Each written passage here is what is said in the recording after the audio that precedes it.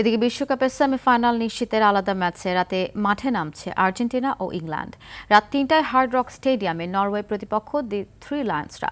অন্যদিকে কানসাসে সুইজারল্যান্ডের বিপক্ষে সেমি টিকিট নিশ্চিতের লড়াইয়ে নামবে আর্জেন্টিনা। ম্যাচ শুরু হবে রোববার সকাল ৭টায়।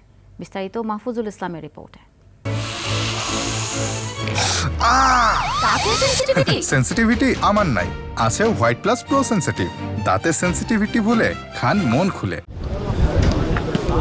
দারুণ ছন্দে থাকা আলবিসেলেস্তারা সুইসদের বিপক্ষে মাঠে নামার আগে আছে বেশ নির্ভার। দলে নেই ইনজুরির সমস্যা, টিম কম্বিনেশন ঠিকঠাক। প্রাণভোমরা মেসিকে কেন্দ্র করে গড়ে ওঠা আক্রমণ ভাগ নিয়ে মাঠে সম্ভাব্য ৪-১-৩-২ ফরমেশনে ম্যাচ শুরু করতে পারেন স্কালোনি। হেড টু হেডে দু দলের ৫ বারের দেখায় সবগুলোতেই জয় নিয়ে মাঠ ছেড়েছে আর্জেন্টিনা।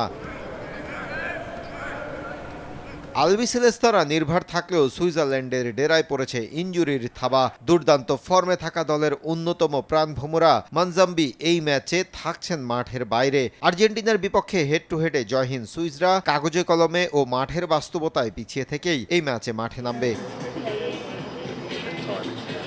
১৯৯৩ সালের পর এই ইংল্যান্ডকে আর হারাতে পারেনি নরওয়ে। তাদের বিপক্ষে এই পরিসংখ্যানটুকু এক পাশে রাখলেও কাগজে কলম বাস্তবতা বলছে এই ম্যাচে ফেভারিট হিসেবেই মাঠে নামবে থ্রি লায়ন্সরা।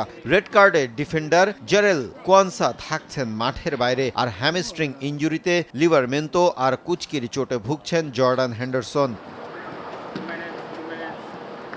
অন্যদিকে ভাইকিংস ডেরায় নেই কোনো ইনজুরির সমস্যা। নিজেদের ফুটবল ইতিহাসের সবচেয়ে বড় অর্জনের পথে নতুন মহাকাব্য লেখার লক্ষ্যে মাঠে নামবে দ্য ভাইকিংসরা। মাহফুজুল ইসলাম, RTV।